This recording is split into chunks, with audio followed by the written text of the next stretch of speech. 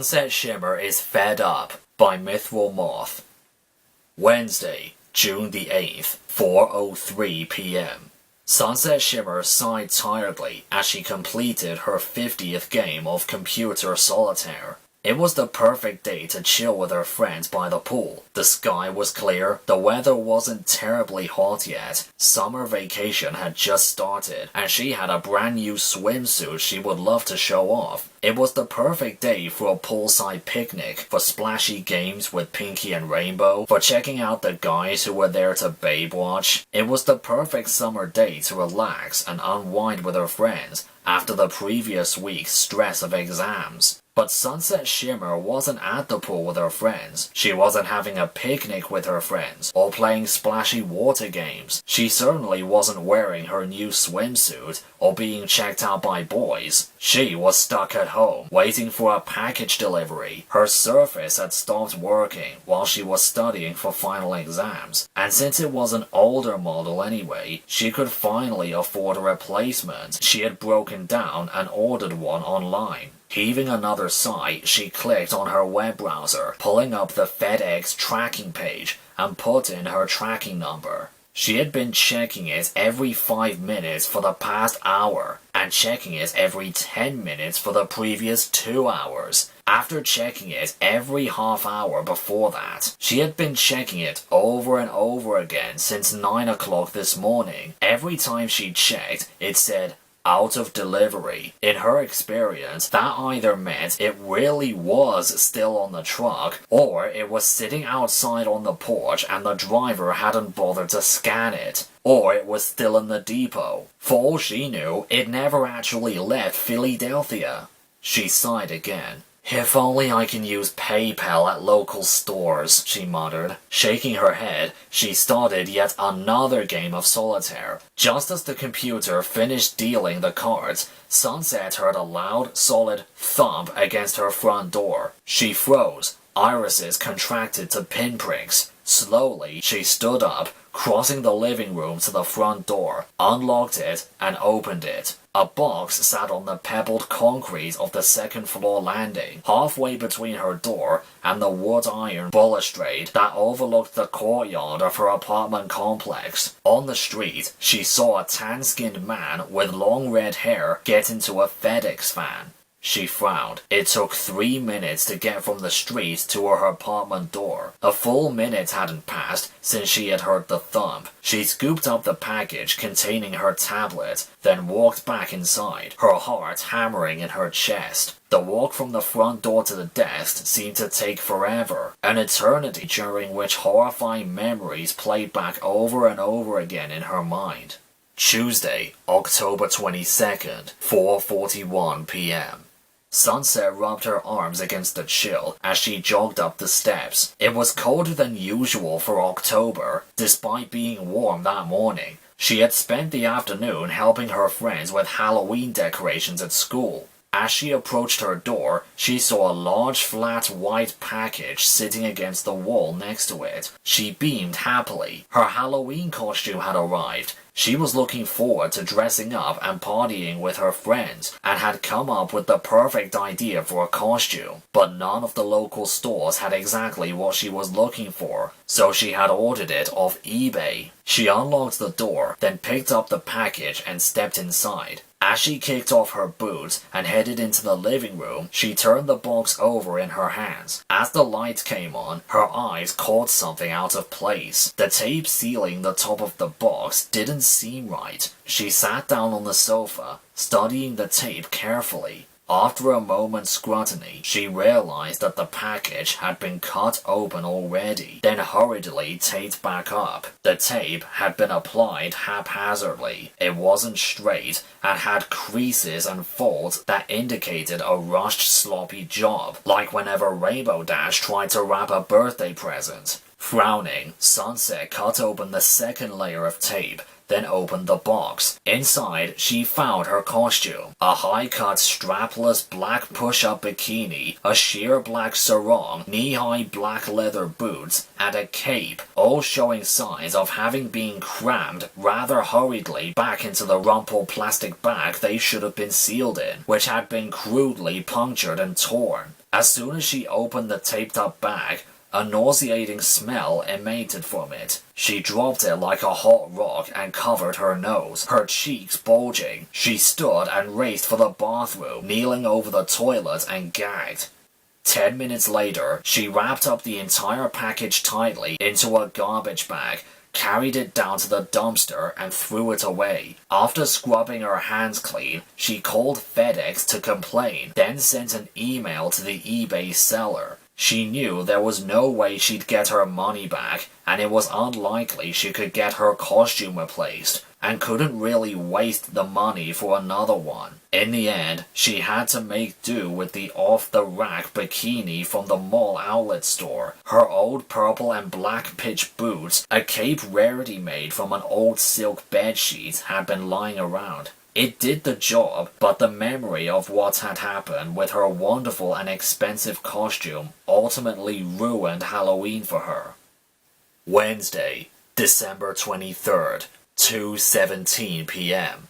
Sunset frowned at the FedEx tracker. She glanced out the window. Freezing rain was pouring down from a dark gray sky. A collection of out-of-print books Starlight had ordered as a heartwarming present for Princess Twilight was overdue. It should have arrived on Monday, but FedEx had left a "could not deliver" note on her door. She had been on the toilet when they arrived, at 8:30 at night, after she had been holding it for 6 hours and couldn't hold it anymore. Tuesday, she had left a note on the door assuring whoever happened to pass that she was home, and to please be patient and wait for her to come to the door. The FedEx driver never even showed up. When she called customer service late Tuesday evening, she was told that her package had actually been returned to the depot and had been sorted again before the delivery could be attempted, even though the tracker had said that it was out of delivery. Today, the package was absolutely supposed to be on its way to her door. She was waiting. She was ready. On a whim, she opened the front door and took a look outside. She walked to the edge of the landing, heedless of the cold. Stinging rain pelted on her arms and legs. She saw a pile of boxes strewn in the courtyard, rain soaking through the cardboard. Letting out a gasp, she grabbed her poncho, shoved on her boots, and ran downstairs, not even bothering to close or lock her front door. She dug feverishly through a pile of packages, while screaming at the top of her lungs at the neighbors to come outside if they were expecting a delivery. Doors opened up all up and down the building, and neighbors shoveled out into the rain, wondering what all the noise was. Sunset finally found her package. The ink on the label was badly smudged, barely readable. The cardboard was soggy. Whimpering, she hugged it tightly to herself and raced back up to her apartment. Kicking off her boots and throwing off her poncho, she kicked the door closed behind her and numbly peeled open the sodden box. Her whimpers turned into ragged sobs as she beheld the mess inside. The sender hadn't even thought to wrap up the books in plastic just in case something like this happened. The precious out-of-print books it had taken her 3 weeks of exhaustive searching to even find, were thoroughly destroyed. She cradled the ruined books to her chest and cried until she passed out. When she woke up, she had a fever of 101 degrees Fahrenheit. She ended up not being able to go to her friend's Christmas party. The first thing Sunset noticed when she sat down was the big dent in the side of the box. Sunset carefully slit the tape and opened the box. There was a single layer of bubble wrap protecting the box, which in turn contained her tablet. This box was also slightly dented. She opened it and removed the inner packaging, then took out the tablet and inspected it.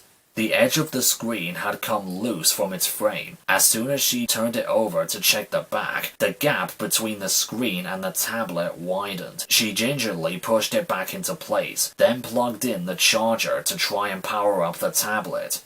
It refused to start.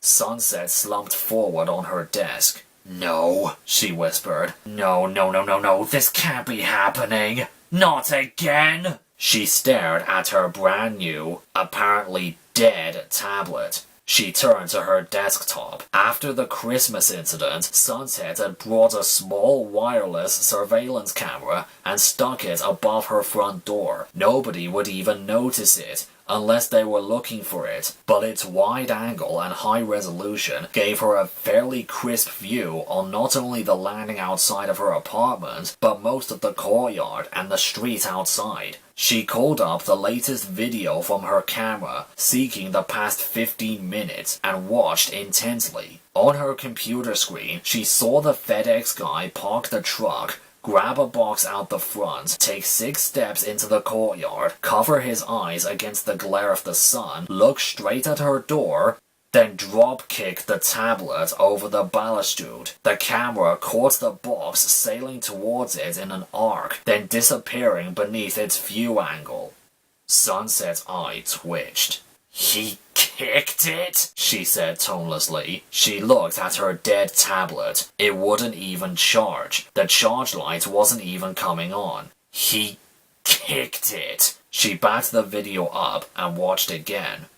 "That son of a bitch fucking kicked it!" She stood up so quickly, her chair shot across the room, hitting the coffee table and flipping it over, landing upside down between the table and the sofa. Her chest heaved. Her doorbell rang. Her head whipped sharply around, eyes burning with rage. She stalked over to the door, twisting the deadbolt so furiously the knob nearly snapped off, and yanked the door open violently. Pinkie Pie and Rainbow Dash stood on the other side. Their smiles died when they saw her face. Hi, Sunset," Rainbow said. "You okay?" Pinkie asked hesitantly. Sunset glared at them both. Then she turned and walked back inside. The two girls shared a nervous glance, then followed her in. "Whoa, what happened in here?" Rainbow asked, noticed the overturned chair. "Sunset? What's wrong?" Pinkie asked. Sunset didn't trust herself to speak. She gestured over to her desk. Pinkie walked over. "Oh hey, you got your new Surface," she said. She tilted her head and examined her tablet. Sunset, it's not charging. Is there something wrong with it?" Sunset let out a sharp bark of laughter. She pointed at the screen at her desktop. Pinkie leaned in, frowning. "What's this? Hey, this is outside!" Rainbow walked over, peering over Pinkie's shoulder. "Is that a security camera?" She backed the video up, then let it play. The two girls watched the FedEx guy punch Sunset's package over the railing from the ground. Their jaws dropped. They turned to Sunset. "What the fuck?" Rainbow asked. "It's broken," Sunset said numbly. "Every last cent I had. And that fucking asshole kicked it and broke it." "Oh my god," Pinkie said, covering her face with her hands and moaning. Rainbow frowned. "Have you called FedEx?" "It just happened just now," Sunset said. "I haven't got time." She laughed bitterly. "Besides, calling FedEx didn't help when they ruined Twilight's box or my Halloween costume." Pinkie pulled out her phone and copied the surveillance video onto it, then uploaded it to YouTube. Once she was done, she straightened up. "I think we need to go down to the FedEx depot," she said. "They need to see this." "That's a good idea," Rainbow agreed, tightening a fist. "They can't ignore you if you get all up in their face about it." Sunset's scowl twisted into a vicious sneer. "Yeah, that's what I need to do," she agreed. "Get in their face." Wednesday, June the 8th, 4:42 p.m. Rainbow's car pulled up in front of the FedEx distribution center. The three girls got out, marching up to the building with a purpose. Bundled up in her arms, Sunset held the damaged package her tablet arrived in, as well as all the contents, including the broken tablet. They walked inside and stormed up to the service counter. A plump woman with a disinfected air looked up at them. "Can I help you?" she asked. "I need to speak to whoever's in charge here," Sunset bit out. The woman frowned at her. "What for?" Scowling, Sunset thrust her package forward. "You see this? I paid $1,000 for this tablet. One of your drivers decided to use it as a football. It's destroyed." The woman opened the box and pulled out the tablet, turning it over in her hands. "Looks fine to me," she said with a shrug. "Anyway, manager left." "Fine?" "Fine?" Sunset cried, throwing up her hands in disgust. "It won't turn on! It won't even charge!" "Maybe you don't know how to use it.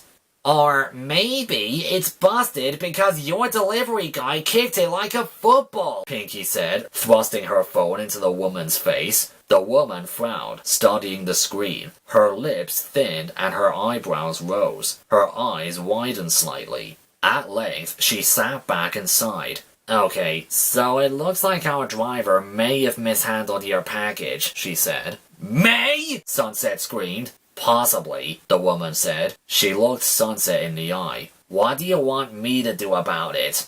"Oh, I don't know." "Call your manager? I'm at $1,000 here," Sunset cried. "It's FedEx's fault. This isn't the first package one of your stupid drivers had destroyed. How do you even stay in business?" The woman frowned.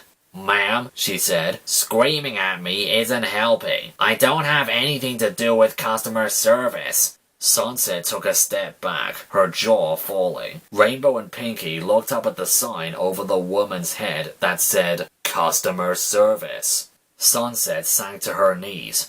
"Why?" she whispered. "What do you people have against me? Why is it every time I buy something and it gets shipped by FedEx, it shows up destroyed?" The woman shrugged. "I guess you just have bad luck," she said. "Hey, fuck you," Rainbow snarled. "This is serious, lady. We've got evidence of a FedEx guy destroying a package here. You gotta work with us, or you'll what?" the woman asked. "Look, kid, we lose stuff and break stuff all the time. We're the largest delivery company in the world. It happens. I'm sorry if your stuff showed up broken, but there's not much I can do about it. You'll want to call our 800 number. "Screw your fucking 800 number!" Sunset shrieked. "They've never helped me once!" The woman shrugged. "Well, I'm sorry." "What's with all the commotion out here?" a man's voice called. A door behind the woman opened, and a man in his early 40s with a lined face and thinning hair walked out, frowning. "Nothing," the woman said quickly. "Just a customer complaining about a package." The man's frown deepened. "Miss, what seems to be the problem?" "Are you the manager?" Sunset asked, glancing at the woman at the desk. She added, "The one who already left for the day?" The man raised an eyebrow, but nodded. "Yes, I'm the manager. What can I do for you?" Sunset turned to Pinky. Pinky nodded, then held out her phone for the manager to inspect, replaying the video. The manager stared at the video, his mouth working like a gulping fish. "What the hell?" "See?" Sunset cried, throwing up her arms. "Someone here gets it!" She slapped her palms on the counter. "This idiot broke a brand new $1,000 tablet! I demand you make this right!" The manager stroked his chin thoughtfully. "I'm going to need your FedEx account information, your invoice, the order number from the place you brought the tablet from." Sunset drooped. "I don't have a FedEx account," she said. The manager dropped his hand. "Then, I'm sorry, you'll just have to call the 800 number," Sunset finished with him. "You know, I'm really sick of you people and your stupid 800 number. I've had 3 packages ruined by your piece of shit drivers now, and not once has calling the 800 number ever helped. And did I mention the fact that I am out of $1,000 here, and this asshole punted my package at my front door?" "Yes, I saw the video, miss, and I really do understand your frustration," the manager said. "But the fact is, we're a local drop and pickup. I don't have the authority to issue any kind of—" "Hey, cloaking out for the day," a young cheerful male voice said. A tan-skinned man with long red hair walked in, hands in his pocket. Say, I'm glad you're still here. I wanted to know if I could have the Friday off. You! Sunset screeched. All eyes turned to her. Her chest was heaving, and her hands were clenched into tight fists as she glared with all her hate and fury in the world at the young driver. He blinked, staring at her.